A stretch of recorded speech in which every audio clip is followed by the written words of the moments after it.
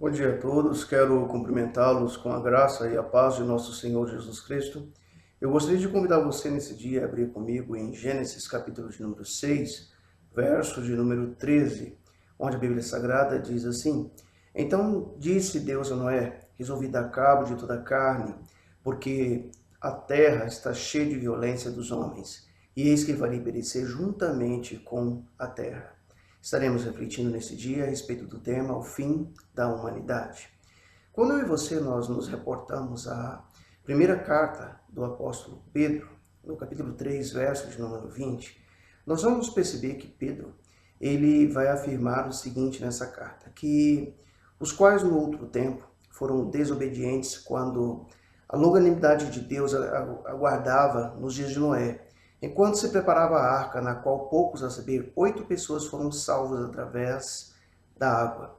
Eu e você podemos perceber nesse texto, nessa carta de Pedro, que Pedro vai caracterizar algumas situações de suma importância. Ele mostra-nos que as pessoas eram desobedientes, enquanto essas pessoas aguardavam a longanimidade de Deus, ou seja, Deus foi longânimo, foi paciente durante todo o tempo, durante aquele século que Noé leva para construir essa arca, o que necessariamente seria uma vida inteira para nós na nossa atualidade. E ainda assim, foram poucas as pessoas que foram salvos através daquela situação das águas, através da arca. E quando nós observamos, então, o mesmo apóstolo Pedro, na sua segunda carta, no capítulo de número 2, verso 5, Pedro ele vai dizer o seguinte, ele vai dizer que não poupou o mundo antigo, mas preservou a Noé, pregador da justiça, e mais 7 pessoas, quando fez vir o dilúvio sobre o mundo dos ímpios.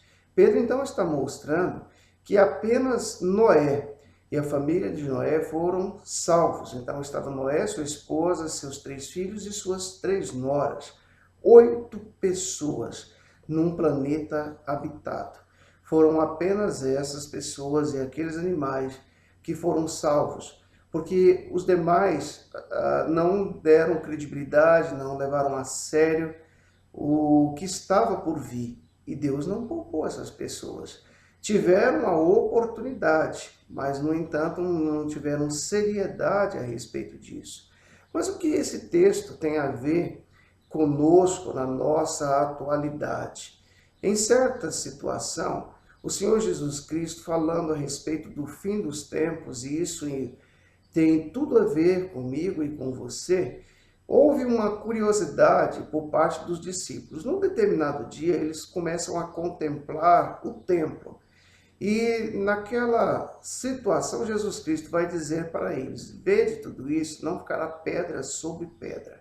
E quando o Senhor Jesus, então, ele agora está no Monte das Oliveiras, ele está sentado, se aproximam dele os seus discípulos, e em particular eles vão perguntar: dize-nos quando sucederão essas coisas, e que sinal haverá da tua vinda e da consumação dos séculos. É na situação que Jesus vai responder que eles estivessem apercebidos, que ninguém os enganasse.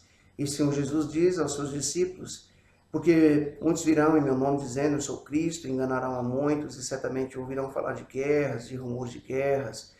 E o Senhor vai afirmar para que nós não estejamos nos assustando, porque é necessário que tudo isso aconteça, mas ainda não é o fim. E na sequência o Senhor Jesus vai estar dizendo que se levantaria nação contra nação, reino contra reino, haveria fomes, terremotos em vários lugares. E, no entanto, ele enfatiza afirmando que isso tudo ainda é apenas o princípio das dores. E o Senhor ele vai deixar claro que as pessoas seriam atribulados e vos matarão, sereis odiados de todas as nações por causa do nome do Senhor Jesus. E ele vai deixar algo claro, vai dizer: nesse tempo, muitos hão de se escandalizar, de trair uns aos outros, se levantarão muitos falsos profetas e enganarão a muitos. E Jesus, ele esclarece, ele afirma, e por se multiplicar a iniquidade, o amor de quase todos se esfriará. Mas aí Jesus vai dizer algo que eu e você podemos perceber, esse algo muito semelhante na pessoa de Noé, nos dias de Noé. Jesus vai dizer, aquele porém que perseverar até o fim, esse será salvo. Noé e sua família perseveraram até o fim. E foi porque Noé e sua família perseveraram, eles acreditaram, deram credibilidade, eles entenderam que era sério aquela advertência que Deus estava fazendo. Ele e sua família foram salvos. E o Senhor Jesus, ele vai nos dizer algo que também se assemelha aos dias de Noé. Ele diz o seguinte, e será pregado esse evangelho do reino por todo o mundo, por testemunhas a todas as nações. Então virá o fim.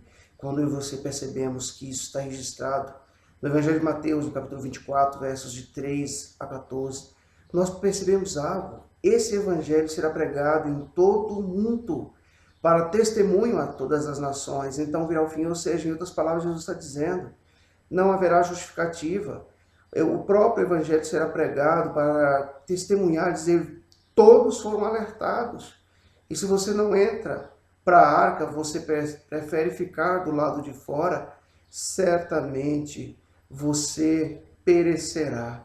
E eu quero finalizar a minha fala usando o próprio Evangelho de Mateus, capítulo de número 24 ainda, os versos 37 a 39, quando o próprio Senhor Jesus ele disse o seguinte, pois assim como nos dias de Noé, também será a vinda do Filho do Homem, porquanto, assim como nos dias anteriores ao dilúvio, comiam, bebiam, casavam, davam-se em casamento, até o dia em que Noé entrou na arca, e não perceberam,